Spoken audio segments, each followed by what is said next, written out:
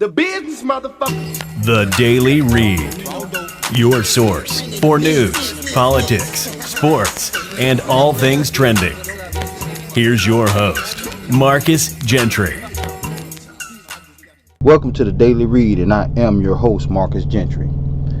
Yes, people, you read it right. I had an attempt made on my life.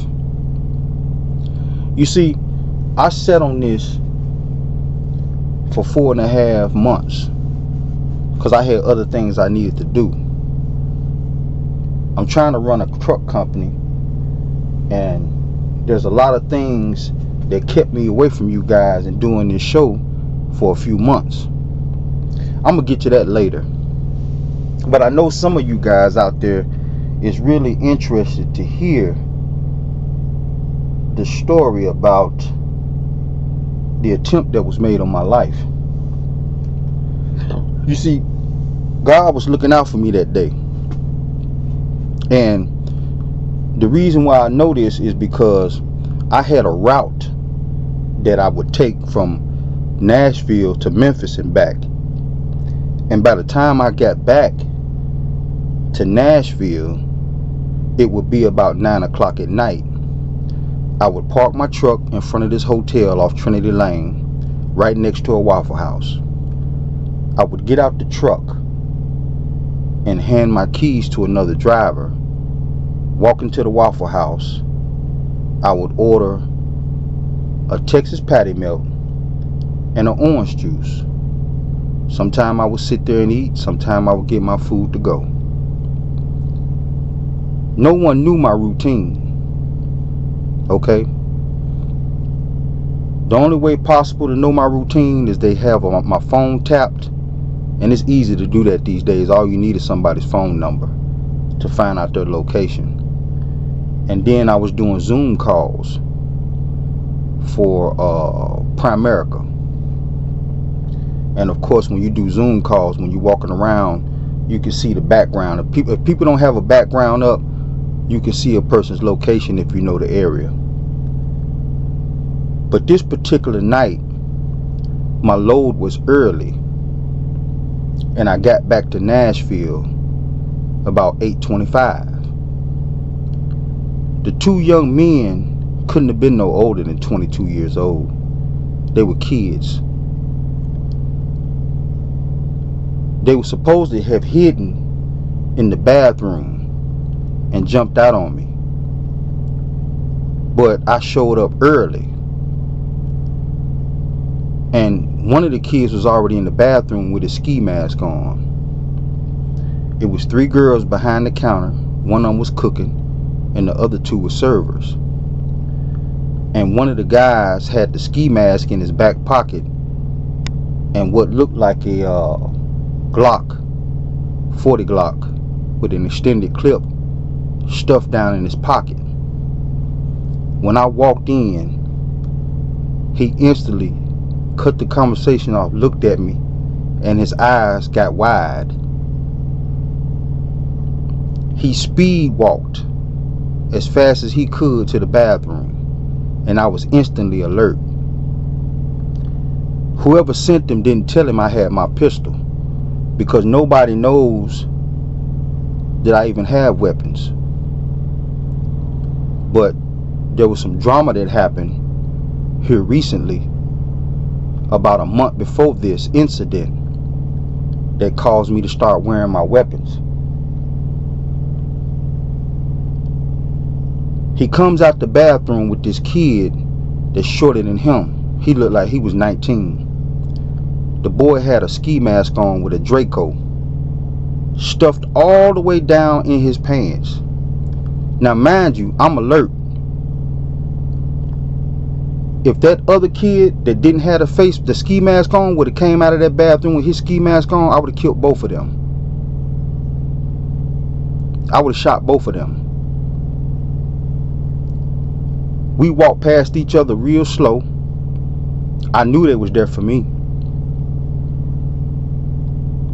You can see it in him. It was like, soon as he saw me, he recognized me. Soon as he saw me. I walked to the other end of the counter posted up and called my girlfriend because I told her what was going on.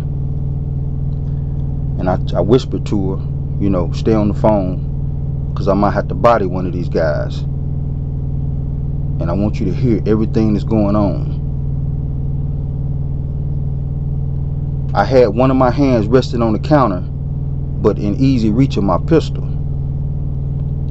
We sat staring at each other for a little while. The kid with the ski mask on leaned over and whispered to the other kid. They got up and they went outside and stood by the front door. So I said, okay, it's gonna go down outside. Two of the girls, the serving girls, had huddled themselves over in the corner.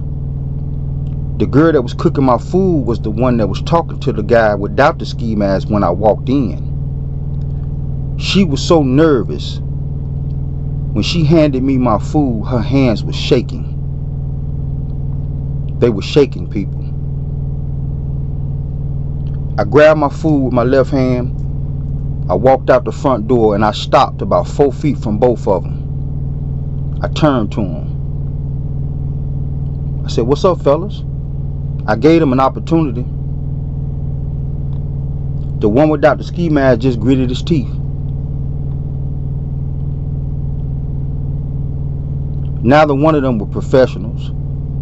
They wouldn't have had time to get them guns out before I would have shot both of them. They wouldn't have even had time to get them out. One of them had a Draco literally stuffed down in his pants, people.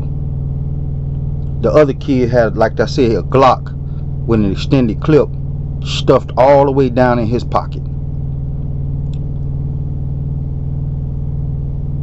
I wasn't scared.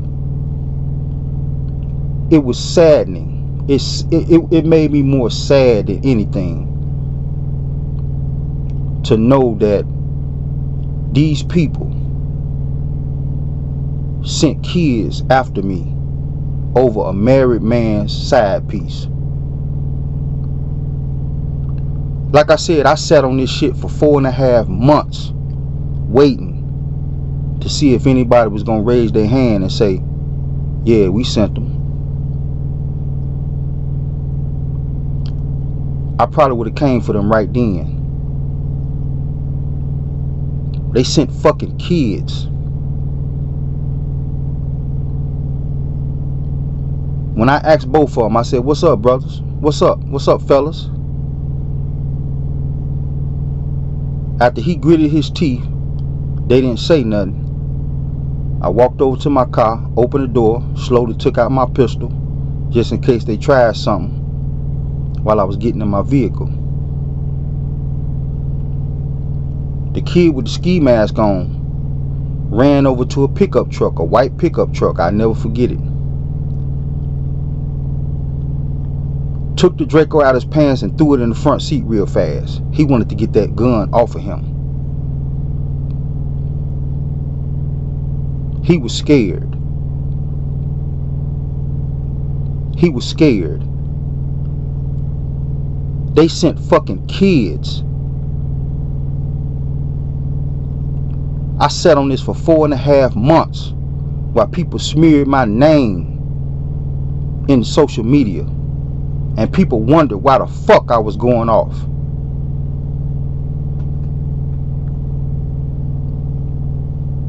I got in my car and watched them as I drove out the parking lot, drove down Trinity Lane, got to the highway, and headed back towards Murfreesboro.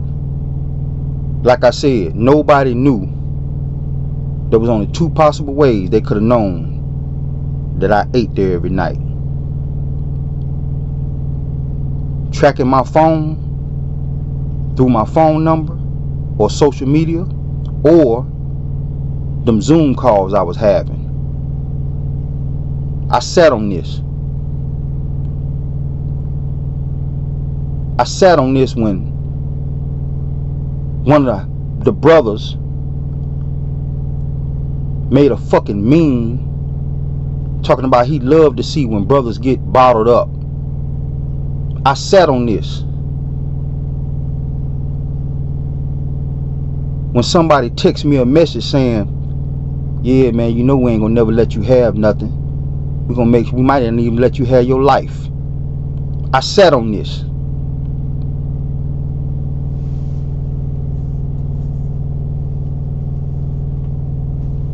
I know my listening audience is wondering what the hell's going on in Nashville.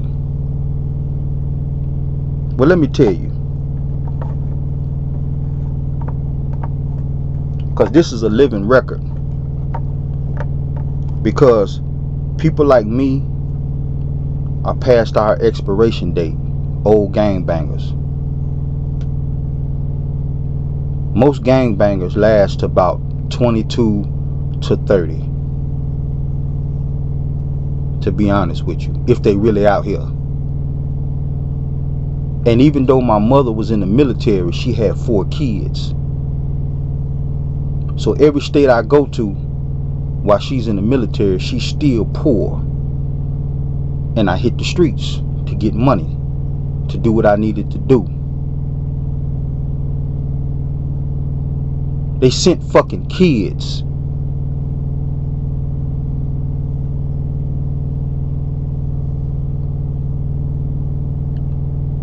I was more sad than anything. But like I said, I sat on it. Just waiting. You know. See what they were gonna do. See who was gonna slip up and say something slick. The other day, some knucklehead, he's a brother, stuck his chest out and said, yeah, man, you done avoided 2 traps already. The trap's still out there. That's what he texted me. Or he put a meme out there or some shit.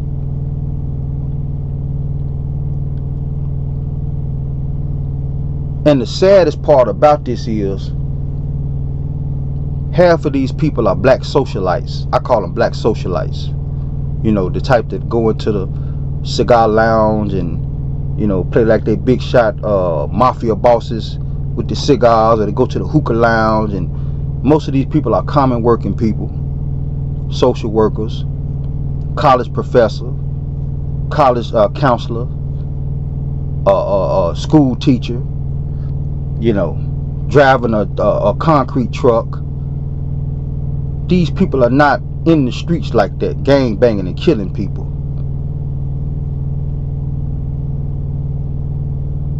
So I kind of see how they went out here and found 2 kids. I don't see it, but I do. It's crazy. It's crazy. But I sat on this for 4.5 months, stewing, pissed off. And I ain't even mad at them kids.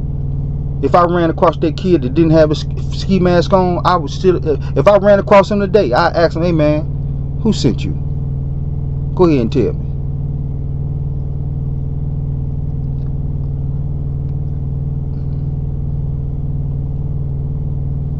I ain't going nowhere. I'm going to give him another opportunity. Because the only thing I could think about when all of that shit was going on was how come the people who sent them couldn't be here where I can kill one of them. They sent fucking kids. Them guys wasn't no older than 19, 20, 21, 22 years old. That's probably why they can't find them yet. That's probably why they can't find them yet, because they probably sitting somewhere at home with their mama. If you would have seen with my eyes the way that kid with the ski mask on took off with that Draco and threw it in the front seat, he didn't want that shit on him. It was almost like somebody forced him to go down there.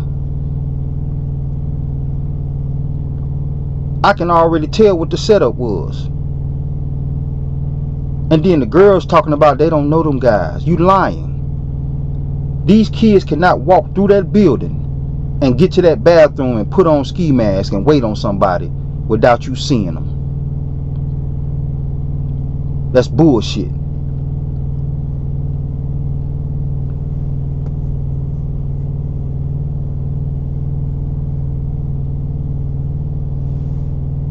Some of my listeners out here are wondering what the hell going on. I'm finna tell you.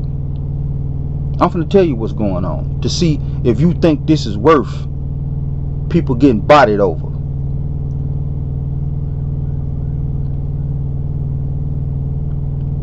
I was liking on this chick, but I seen she was fucking with somebody else.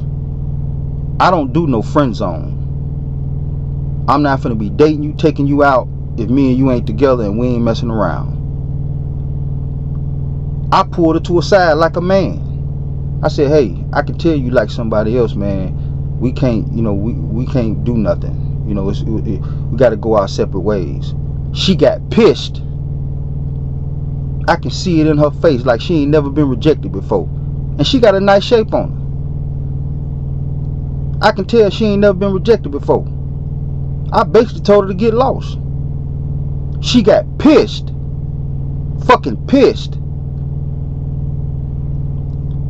And the dude she was fucking was one of our supervisors at the job. I didn't know it. I knew she was fucking around with somebody, but I didn't know it was exactly him. She sent this nigga at me. And she started harassing me at work. I had enough of it. I had a fucking enough of it. So I was about to do something to him at work. I was about to break his fucking neck. He might have got shot. You don't come for me and tell me you gonna bring some wolves out on me. He pulled up on me and literally said that shit. You don't want to see them wolves come out in front of another person, a witness. I had to do a double take. I almost laughed in his face like, what? He didn't know who the fuck he was talking to.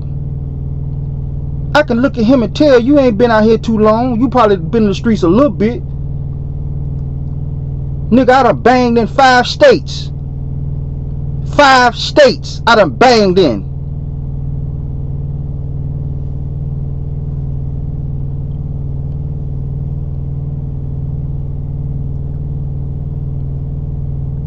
I had to calm myself down because I seen the girl get out of her truck and run to her car and grab a weapon because she saw me about to confront dude.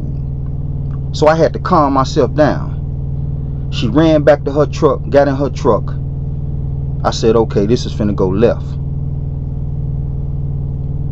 I confronted her. Why the fuck this dude got my name in his mouth around here? She looked at me, she said, cause I was mad at you. I was mad at you. I had to calm down. I said, okay, cool. They go and get other people. They go and get other people and bring them in on the shit and start having them attack me.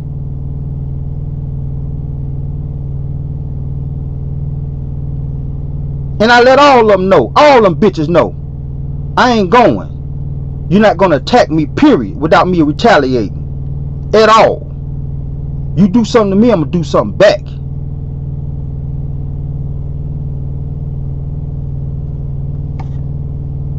You see, what people don't realize is my years of being out here and doing certain shit that I ain't got no business doing, it gives me an outlook on what's about to happen. You see, there's a thing called a RICO.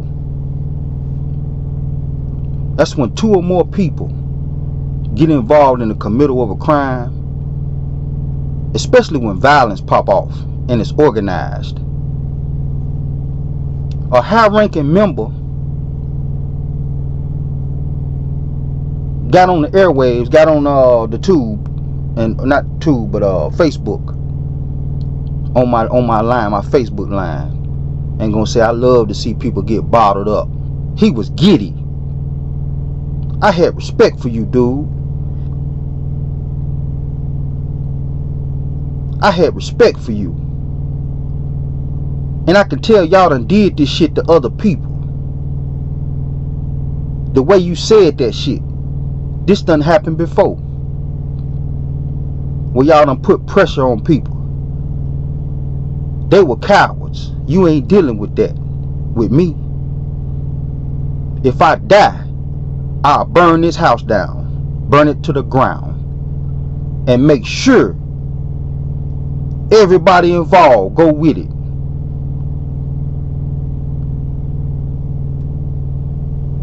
You got some clown show with the big cigar at the smoke lounge, like he giving out orders. You know, you got this other clown telling me, yeah man, you done avoided 2 traps. Them traps still out there. I'm finna stomp all in your trap. See what the fuck you talking about. I'ma see what you talking about. It was almost like this was fated to happen. Because this done happened to me several times before, moving around from state to state. You see, it was on a smaller scale. Like, when you move to a state and you start fooling around with a couple of girls because you a new face, the boyfriends get mad, the ex-boyfriends, the baby daddies get mad, then they go get their buddies they went to high school with and they chilling with all the time, and then they want to jump on you. Usually, it ends up with big shootouts and shit. Every state, it never fails. This ain't no different. I ain't been in Nashville that long. This ain't no different. Buddy done went and got some of his brothers from back in the days because he got scared. I was finna do something to him. He seen it. When I approached him in that parking lot, I saw his eyes. I saw the whites of his eyes. It was like a deer caught in the headlight. He knew it. She knew it. And she was all the way across the parking lot. She knew it. You don't threaten me. And for you cowards that sent them kids, you sent kids, you a coward. I sat on this for 4 months, watching my social media, seeing who was going, you know, I wanted to pinpoint. Like, okay, yeah,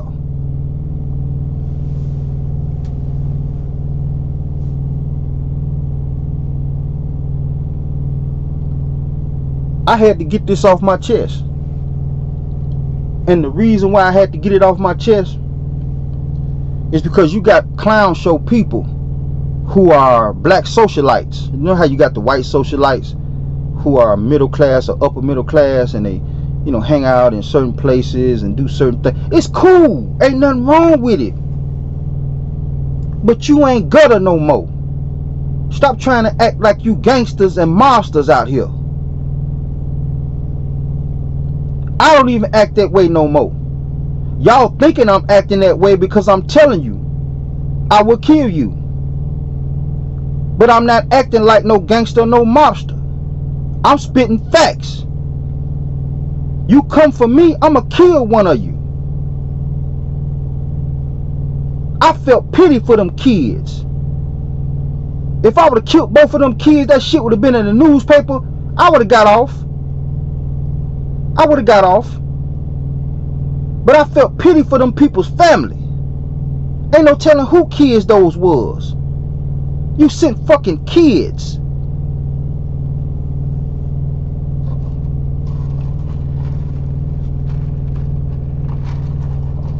But you know, like I said, most of us old gangsters and old gangbangers, we done lived past our expiration date.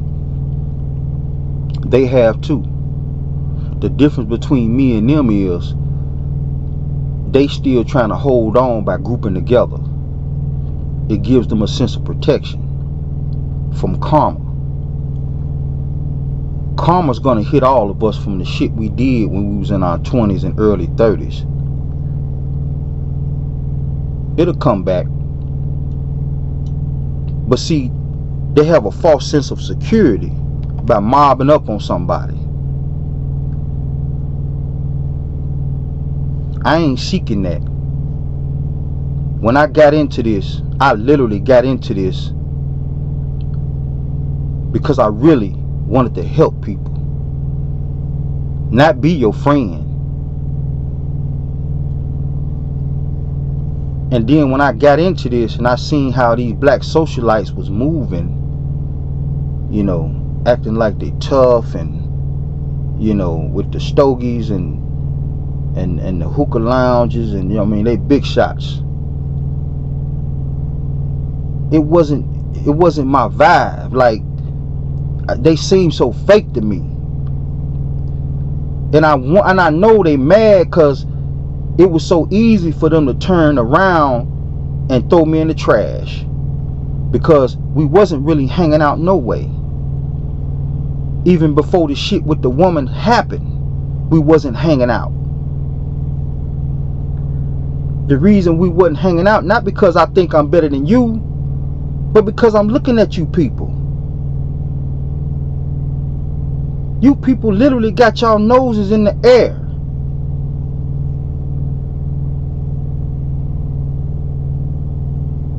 You literally telling me I shouldn't defend myself against a married man and his side piece just because he's an older brother and he got a little truck driving money. Get the fuck out of here.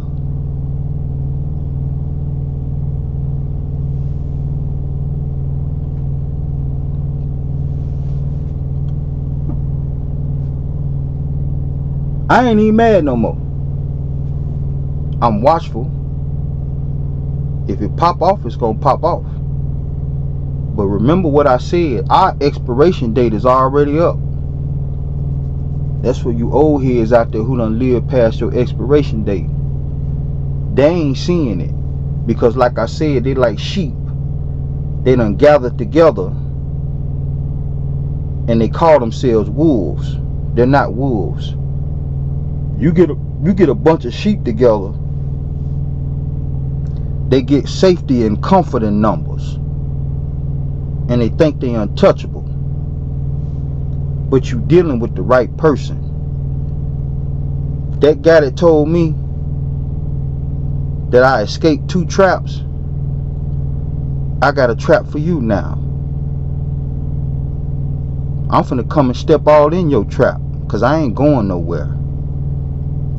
You can't write no paperwork and push me out. I seen a brother get 2 years suspension for something he did. You can't put no paperwork on me because I ain't gave up no secrets. What you gonna put on the paperwork? Oh, a married man side piece got mad at him and he you know, he tried to defend himself from them people, so we gonna get rid of him. You ain't finna put that on no paperwork. When you an organization, all that paperwork is subject to the public.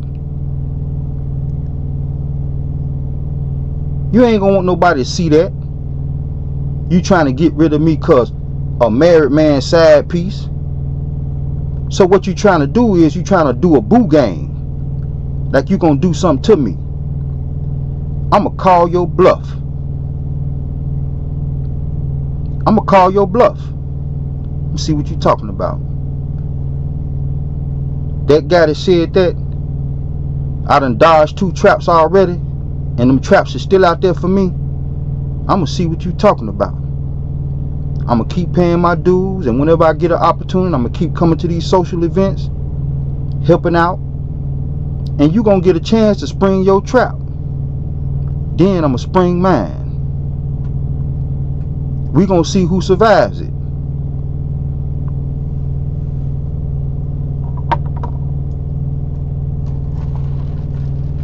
This is the Daily Read. We'll be back. The business, motherfucker. The Daily Read. Your source for news, politics, sports, and all things trending. Here's your host, Marcus Gentry.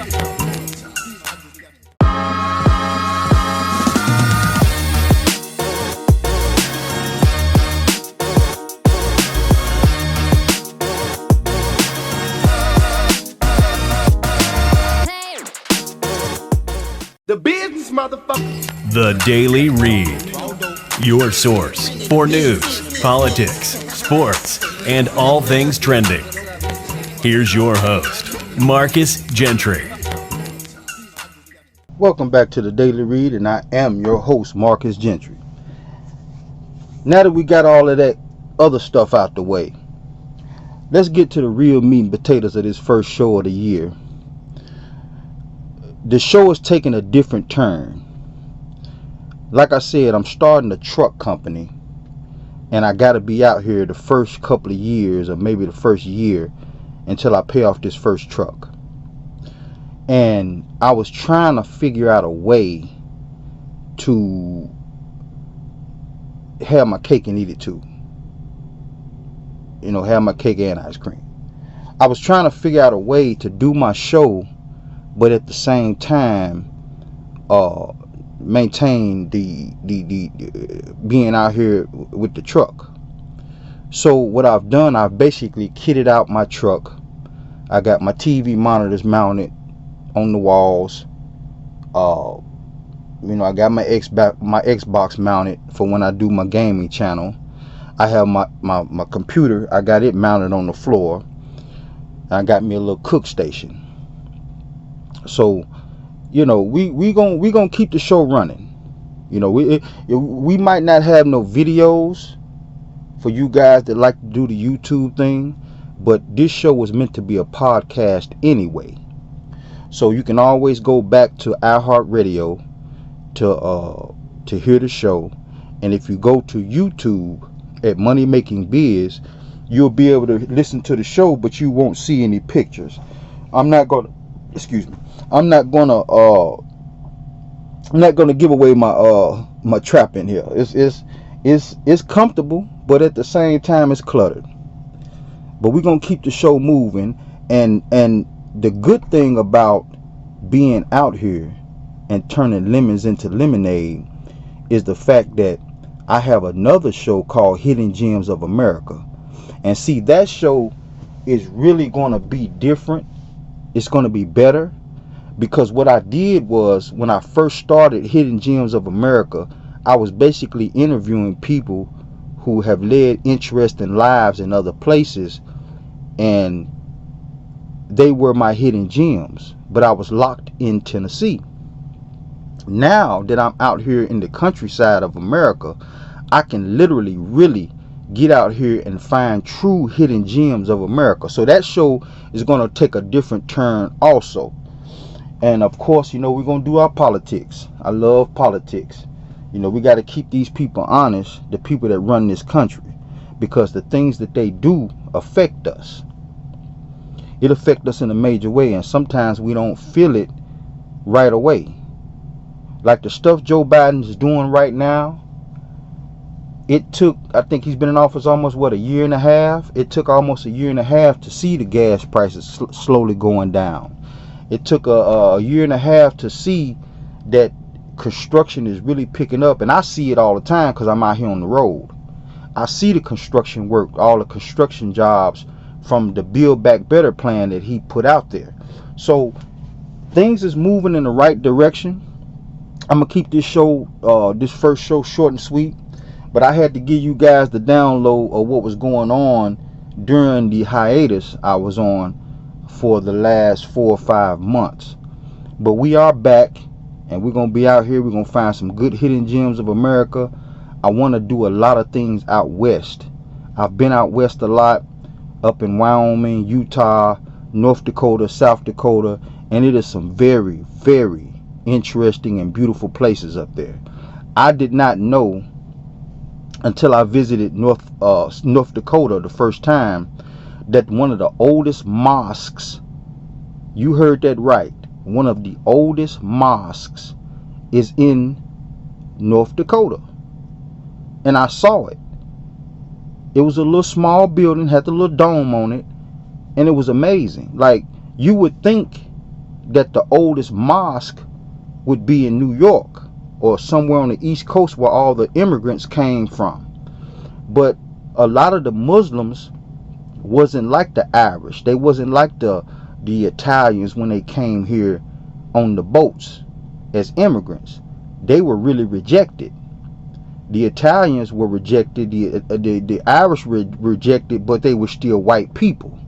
So they were still allowed to basically live around the New York, New Jersey area. But when a lot of Muslims came here from overseas as immigrants, they couldn't just stay in New York like that. So a lot of them ventured out west of the Mississippi. And it was truly amazing. I wish I could have took some pictures of it, but at the time I was working on an oil rig out north of North Dakota. And when I seen it and somebody mentioned it to me, it was amazing. I saw one of the oldest Masonic lodges is out in North Dakota also. I think Theodore Roosevelt was he wasn't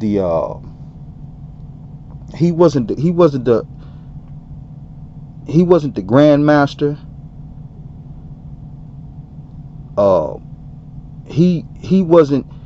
He didn't hold status in that lodge. He was more of an attendee until he got out east and became president. And then I think when he went back out west, that's when he started rising in the ranks in masonry. But I wish I could have took some pictures of that lodge also. But we're gonna keep this first show short and sweet. And the next broadcast, it'll be in a week, and we're gonna have some good stuff for you. This is the Daily Read, and I'm out. The business, motherfucker. The Daily Read. Business.